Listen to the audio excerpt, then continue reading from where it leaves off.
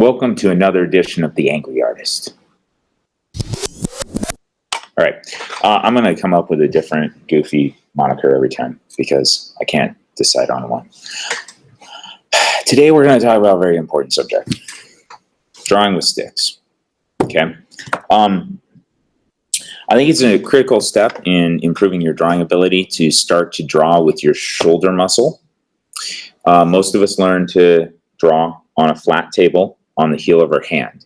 And it's amazing anybody learns to draw it all this way, considering you're drawing a vertical subject on a flat table surface, looking at it at a 45-degree angle. It's ridiculous that any kid learns to translate that imagery into an actual drawing, right? So we want to make it easy on ourselves. We want to prop our images up, draw from semi-vertical to vertical, so that you actually have less eye-hand translation to make. But drawing with sticks is an important part, like blind contours, like reveal drawings, anything that's an obstacle that you put in your way to help you better understand the world around you, how to better translate an image is good, right? These are roadblocks, they're hurdles, but the mind has to use the right side of the brain to creatively interpret that and overcome that, and it strengthens certain aspects of you. Now, in an ideal world, we wouldn't learn to first draw with our wrist. We would learn to draw with our shoulder because, let's face it, if a fastball pitcher can throw a curveball 90 feet away at 100 miles an hour through a 4-inch square, don't you think your shoulder muscles are delicate enough that you can probably draw with them? You can. You can. So in an ideal world, we would first learn to draw with our shoulder. And then we would add the elbow. And then we would start to add the wrist. Okay, and that's the progression which we would learn to draw.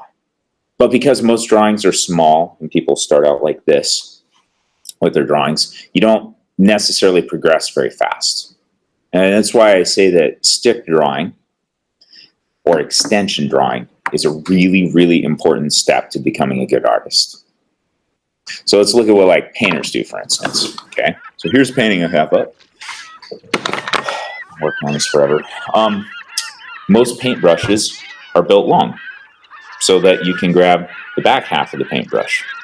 I mean, yeah, you can choke up on it, but most of the time we're not painting like this. Most of the time we're painting like this, 1, so we can get some distance down, 2, that's so we can paint larger, 3, so that we can actually activate our shoulder muscle instead, 4, very practically, so you're not dragging your heel of the hand across the paint, right?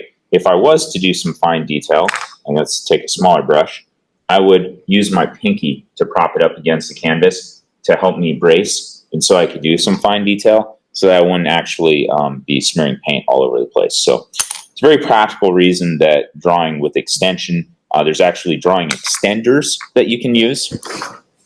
So if you're at home and you're kind of figuring out how to practically do this, you can tape, a pencil to any random object that you want, and as long as it extends it away from you, so that when you're drawing, you're exaggerating whatever shoulder muscle is happening here is exaggerating because it's lengthened.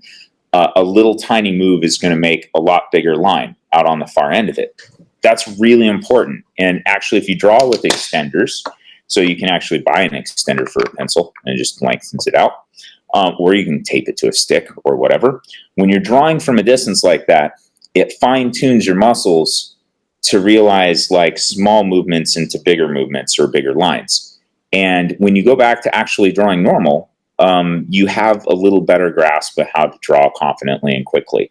Now, are there ways you can do that without a drawing extender? Sure. Here's a common pencil grip. You would just place the ball end of the pencil just right under the index finger. I would place my middle finger right up against it, so it creates a little pocket for it there. And then I would put my thumb up it. And then from there, I can actually extend my hand and start to draw pretty well. Like, this will get me back away from the paper. Again, it's like a shaft of an arrow. You can, if I'm choked up on it, I can't really see what I'm doing as well as if I'm backed up. I can see down the length of it, down the length of my arm if I'm activating my shoulder muscles, and I get a better sense of my overall drawing. I can actually do better proportioning this way. I get better feel of the object and the subject. Can I do fine detail as well? No, but I would argue that drawing needs to happen in layers, okay? The final pass might be fine detail and shading, and I might then be using the heel of my hand more. Okay? Okay. So what are we going to do today? Well, I'll show you what I do typically for students.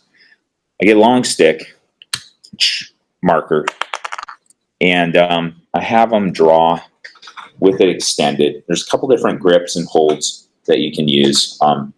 You know, can go like this. Some people will run in order to help them activate just their shoulder muscle, they'll run it up their shirt so it kind of locks in on the inside. You can go like that. You know, most of the time people just kind of lock it in here like this, and it allows them to move their shoulder, which is a more natural position because most of the time when you're drawing, you're not going to be straight out like that anyway. Your elbow is probably going to be bent. Okay, we'll give it a go.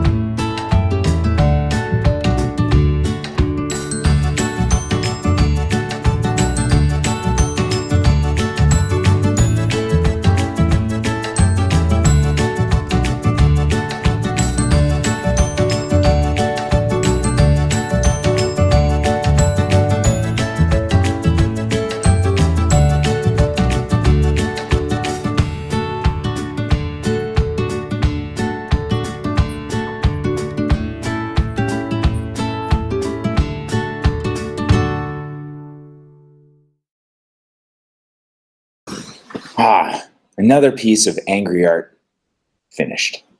Very satisfying.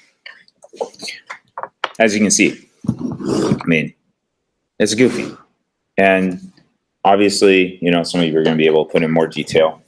And some of you, it's going to turn out like a pile of spaghetti. And it's okay. Because all that really matters is you're learning to connect your eye to your shoulder muscle instead of necessarily eye to hand. And that you're working that system down to the elbow, then down to the wrist, shoulder, elbow, wrist. A progressive way to learn to draw, and a humbling one. People don't like doing these exercises because they're the push-ups of art, right? Like, but professionals and people who can really draw well, they know the value of drawing with sticks and blind contours and reveal drawings and all that kind of work, okay? So have fun with it. Release the expectation that it's supposed to be amazing. It is not. That's not what it's about. It's about the practice of retraining your brain and working with the right side of it. All right. Have fun.